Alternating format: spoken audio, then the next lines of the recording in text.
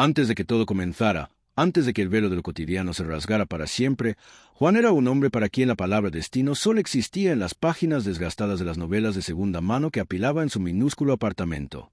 Su vida era un metrónomo de grisuras, un trabajo de archivo en una oficina municipal donde el polvo era el único cliente exigente, un piso cuyo silencio solo interrumpía el goteo pertinaz del grifo de la cocina, y una rutina nocturna inmutable que incluía, todos los días sin excepción, el paseo de las 11:30 de la noche a través del parque del Robredal para volver a casa. Era un hombre invisible, un fantasma en vida que ya había aceptado la discreta comodidad de su anonimato. Pero esta noche, una noche de noviembre particularmente cruel, con un viento que aullaba como un animal herido y una oscuridad tan densa que parecía devorar la luz de los escasos faroles, el metrónomo de Juan se detuvo. Y en ese silencio entre tics, el universo, con una indiferencia aterradora, le tendió una única y decisiva encrucijada. Todo lo que había sido y todo lo que sería convergieron en el sendero empapado de ese parque, donde la compasión, ese último resquicio de humanidad que le quedaba, se alzaría no como una virtud, sino como la llave que abriría las puertas de una prisión eterna. Esta es la historia de cómo un acto de bondad, simple y puro, puede torcerse en la más retorcida de las maldiciones, y de cómo ayudar a un desconocido en la oscuridad no siempre te convierte en un héroe, a veces te convierte en su eterno cómplice. El aire olía a tierra revuelta y a la promesa de una helada temprana. Juan, con el cuello de su abrigo raído subido hasta las orejas, avanzaba cabizbajo por el camino de gravilla que serpenteaba entre los robles centenarios, sus ramas desnudas crujiendo como huesos viejos. El parque, a esa hora, era un reino de sombras danzantes y soledad. Ni siquiera los enamorados más temerarios se aventuraban allí. El único sonido, aparte del viento y sus propios pasos apresurados, era el lejano rumor de la ciudad, un bajo continuo e indiferente. Fue entonces cuando, al doblar una curva donde la luz del farol más cercano moría por completo, lo vio. Una figura, más alta de lo común, se apoyaba contra el tronco de un roble, encorvada, con una mano crispada sobre el costado. Al principio, Juan, fiel a su instinto de décadas, bajó la mirada y aceleró el paso. «No es tu problema», le susurró la voz de sentido común, una voz educada en el desapego urbano. Pero un gemido, bajo pero desgarrador, un sonido que hablaba de un dolor auténtico y profundo, se coló por entre los aullidos del viento y clavó los pies de Juan en la gravilla. Dudó. La batalla entre el miedo y la empatía duró 3 latidos de su corazón, 3 latidos que resonaron como tambores en el silencio de su existencia. Finalmente, con un suspiro que era más de resignación que de valor, dio media vuelta. «¿Se encuentra bien, señor?», preguntó, su voz apenas un hilo de sonido. La figura se irguió lentamente. A la tenue luz que filtraban las ramas, Juan vio un hombre de unos 50 años, con un rostro anguloso y pálido, marcado por el sufrimiento, pero con unos ojos de un gris metálico que parecían captar y reflejar la más mínima partícula de luz ambiental. Vestía un sobrio abrigo negro, ahora embarrado en un costado. «Una punzada», dijo el extraño, con una voz sorprendentemente suave y educada, que contrastaba con la escena. «Un viejo problema. Solo necesito un poco de ayuda para llegar a la salida del parque. Mi coche está cerca». Algo en esa voz, una cadencia casi hipnótica, desarmó las últimas defensas de Juan. Asintió, sin decir palabra, y se acercó, permitiendo que el desconocido apoyara un brazo sobre sus hombros. El peso del hombre era considerable, y su cuerpo desprendía un frío extraño, como si llevara horas a la intemperie. Juntos, dando pasos lentos y tambaleantes, se adentraron aún más en la oscuridad, alejándose del camino principal. Juan no lo notó entonces, absorto en su esfuerzo, pero el desconocido nunca señaló hacia la salida más cercana. Lo guiaba, con una firmeza sutil, hacia el corazón más profundo y arbolado del parque, donde las luces de la ciudad ya no eran ni un rumor.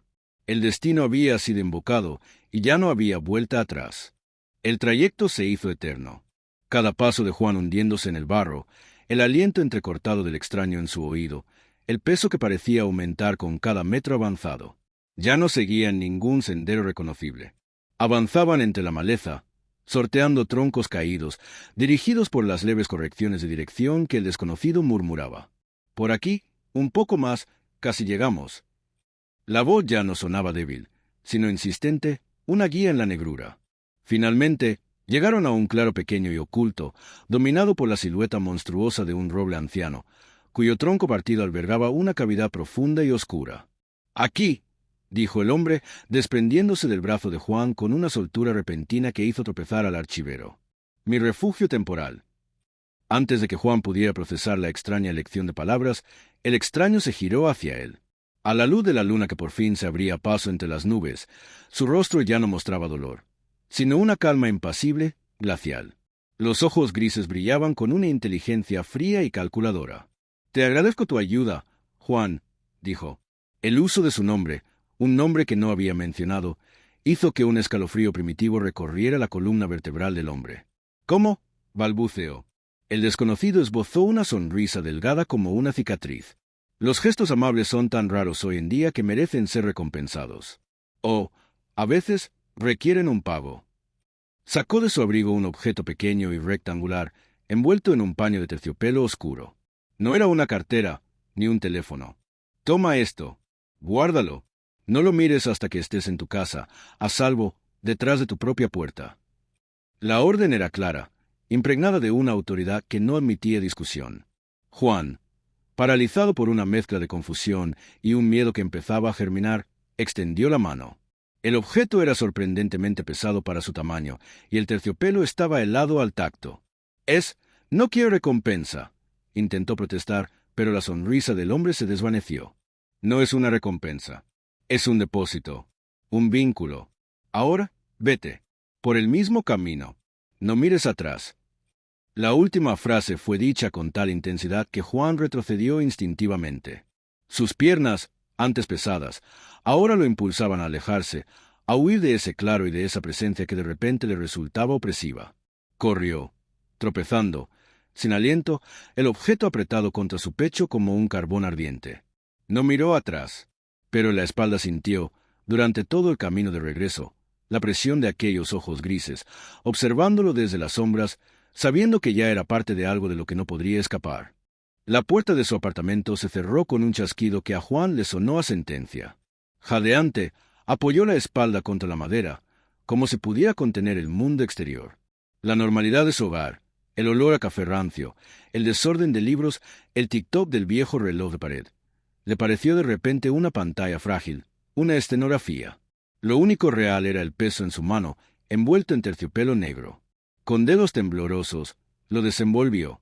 Era una cajita de ébano, antiquísima, con incrustaciones de plata que formaban patrones intrincados y geométricos que no representaban nada reconocible, pero que hipnotizaban la mirada. No tenía bisagras ni cerradura visible. Frustrado, la palpó, presionó las incrustaciones. De repente, con un clic suave y seco, la tapa se abrió por sí sola, como si hubiera reconocido su toque. En el interior, sobre un paño de seda color vino, había dos objetos.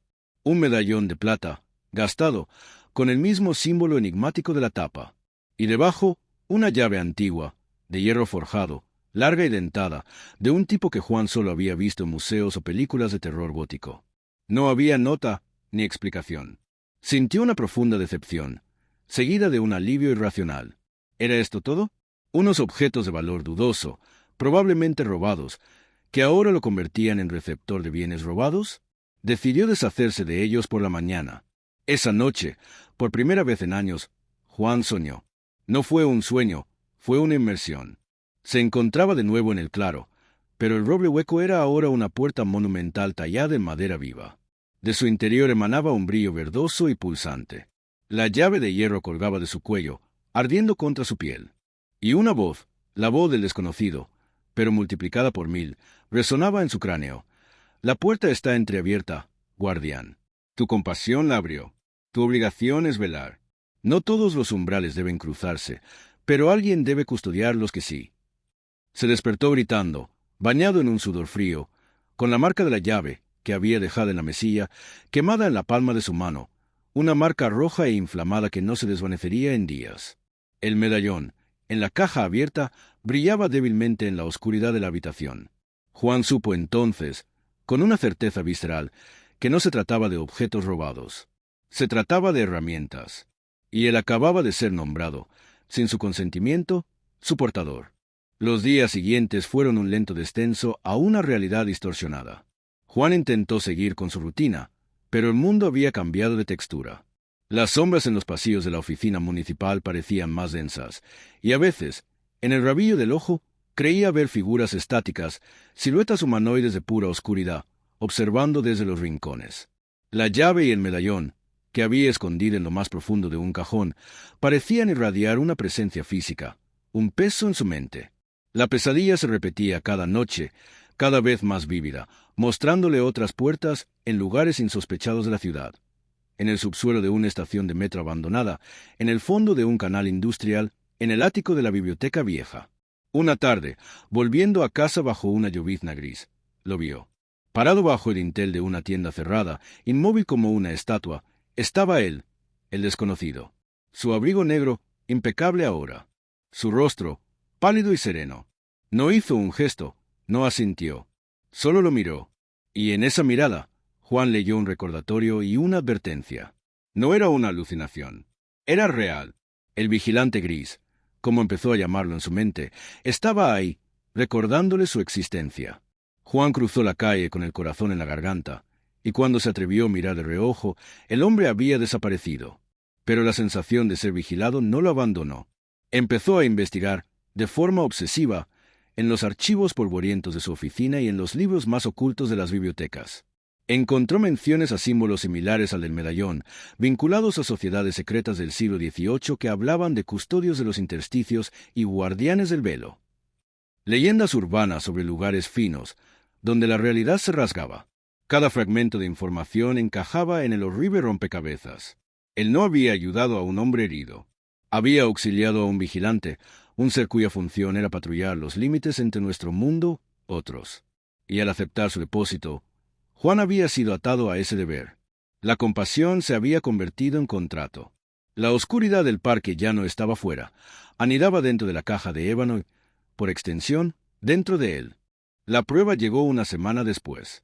El medallón, que llevaba escondido bajo la camisa, comenzó a palpitar con un calor sordo y urgente mientras Juan esperaba en el andén de una estación de metro profunda y poco transitada.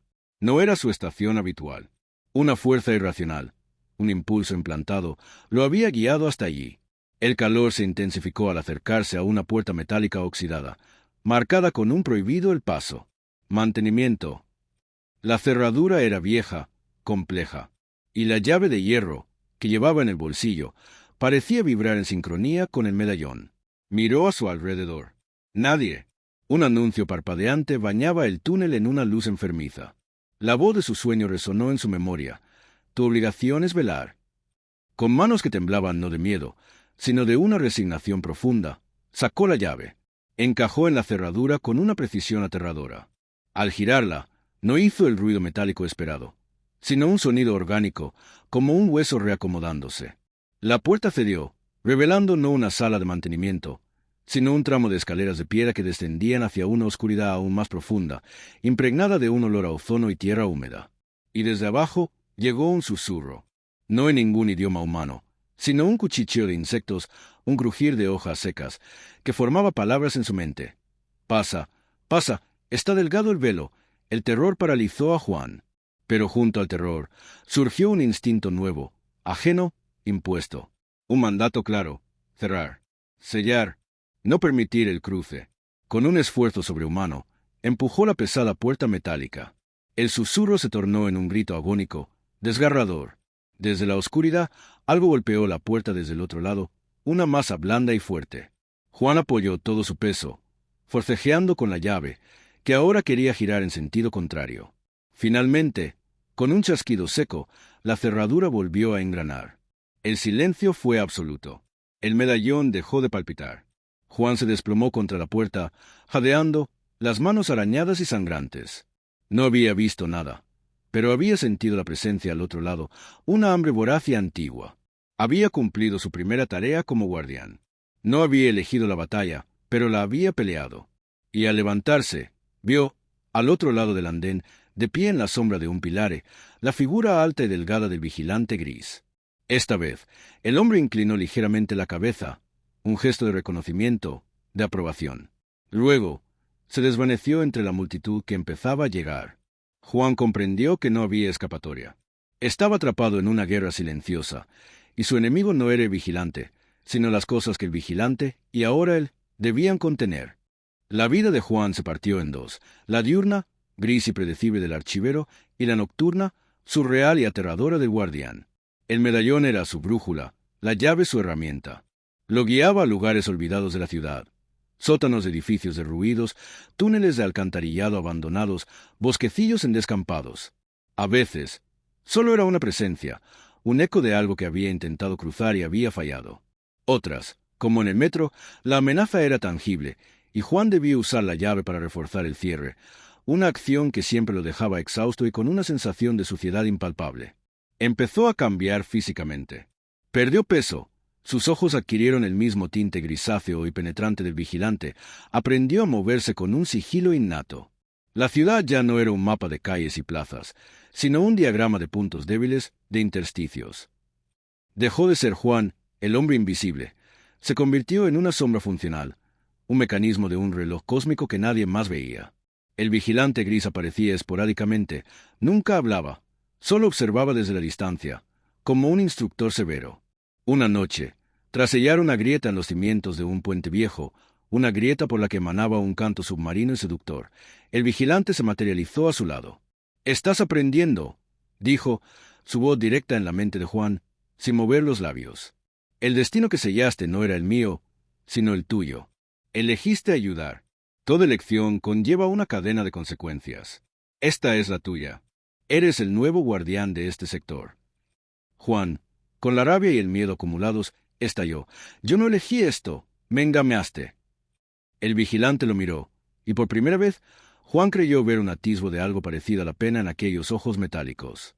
«La compasión no es un engaño. Es la llave maestra. Tú la usaste. Yo solo te mostré la puerta que abría». Y antes de que Juan pudiera replicar, añadió, «Pronto llegará la prueba final.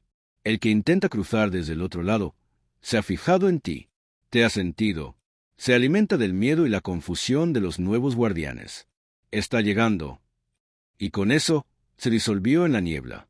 Juan se quedó solo, con la revelación de que su calvario no era solo de contención, sino de supervivencia. Había despertado un interés indeseable. La entidad, a la que Juan empezó a llamar el eco en sus pensamientos, no se manifestaba de forma directa. Era una corrupción del entorno.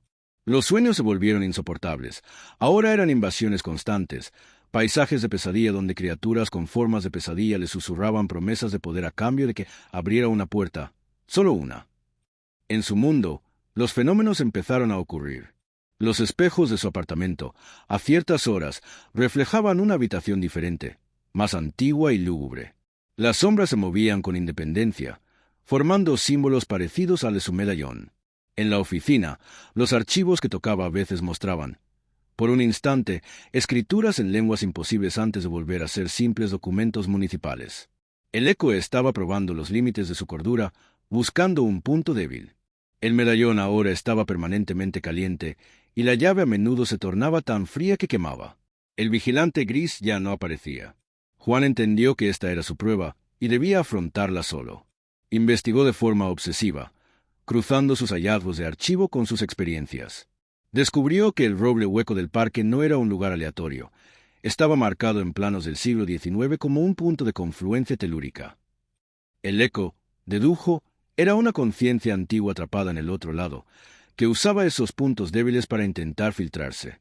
Y él, como nuevo y débil guardián, era la vía de menor resistencia. Su miedo, su resistencia, su misma lucha, alimentaban la grieta. La única forma de vencer no era con fuerza, sino con quietud, con aceptación. Era una revelación aterradora.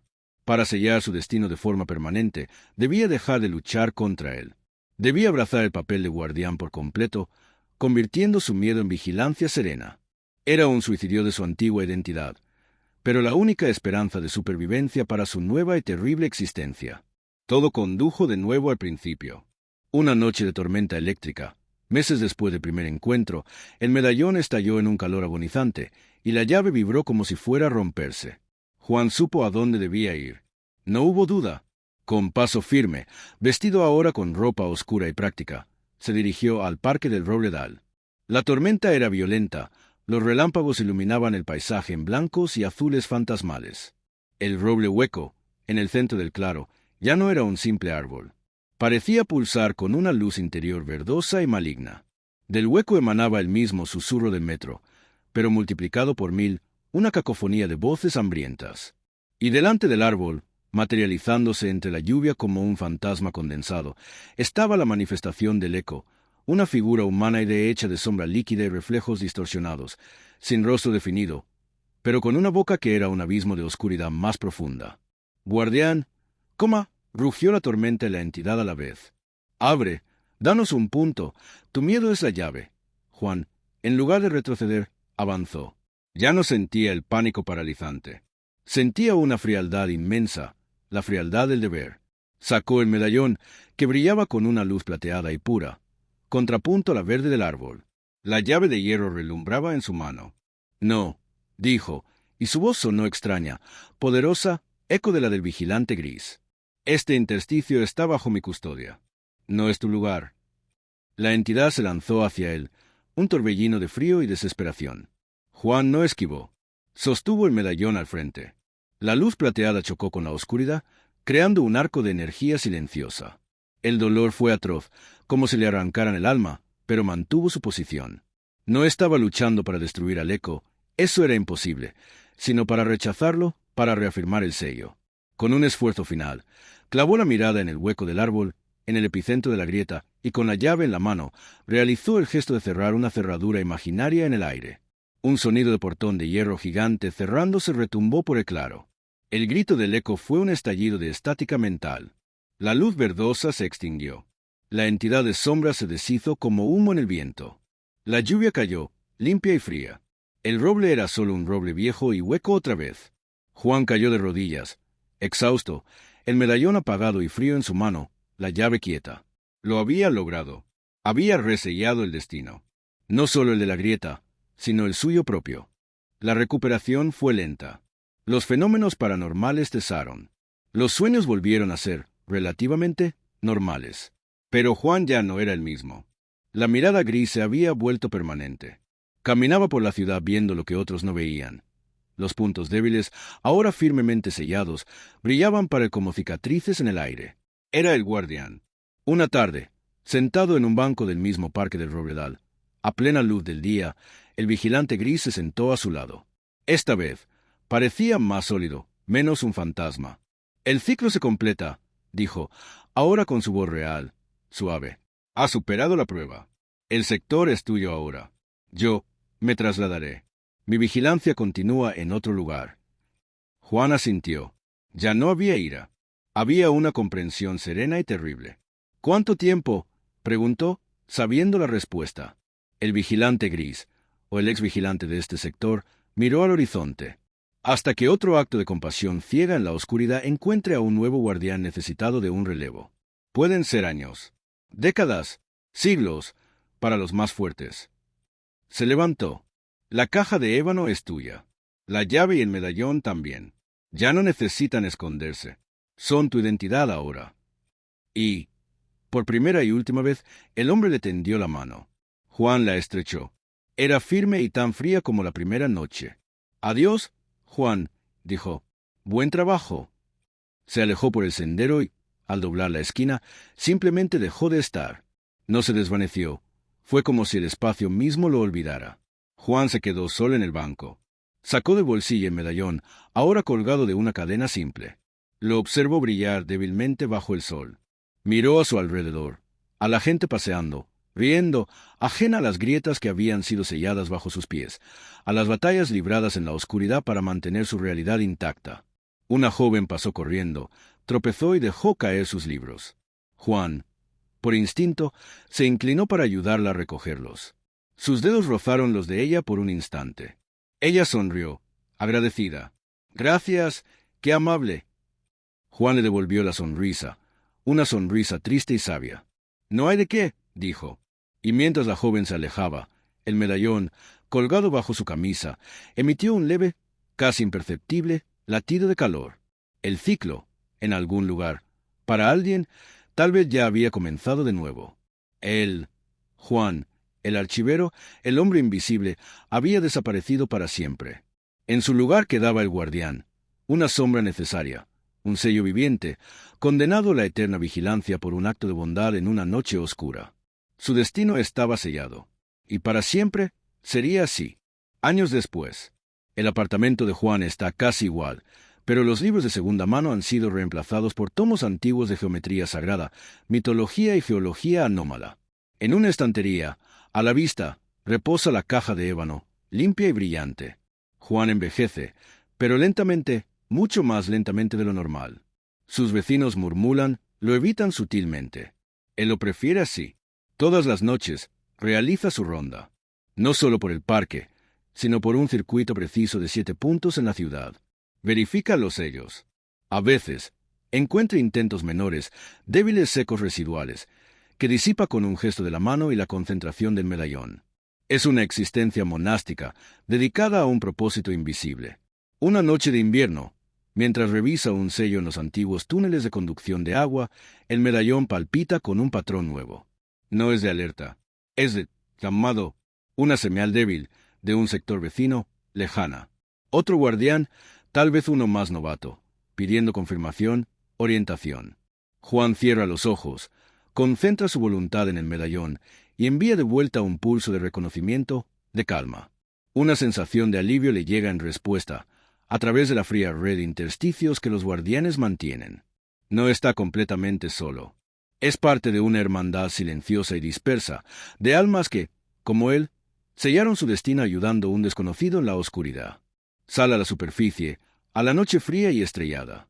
Mira la ciudad, sus luces titilantes, su bullicio ignorante. Siente el peso de la llave en su bolsillo, el frío del medallón en su pecho. Ya no se pregunta ¿por qué yo? La pregunta ha sido respondida por el tiempo y el deber. Fue él porque estuvo allí, porque dudó, pero al final ayudó. Y en ese momento, entre la luz de las estrellas y la oscuridad de la ciudad, Juan, el guardián, encuentra una paz extraña y profunda. Su vida ya no le pertenece, pero protege la de millones. Es un destino terrible. Es un destino necesario. Y es, irrevocablemente, para siempre, el suyo. ¿Te ha gustado este viaje a la oscuridad y el destino? Si disfrutaste de esta historia de terror cósmico y suspenso, no te pierdas las próximas. Suscríbete al canal y comparte este video con quien creas que pueda apreciar una buena historia de terror. Tu suscripción es lo que nos ayuda a seguir creando más contenido como este, a explorar nuevos misterios y a sumergirnos en otras noches oscuras donde un simple acto puede cambiar todo. Activa la campanita para ser el primero en ver nuestras próximas narraciones. ¿Qué crees que le pasará al siguiente que ayude al vigilante gris? Déjamelo en los comentarios.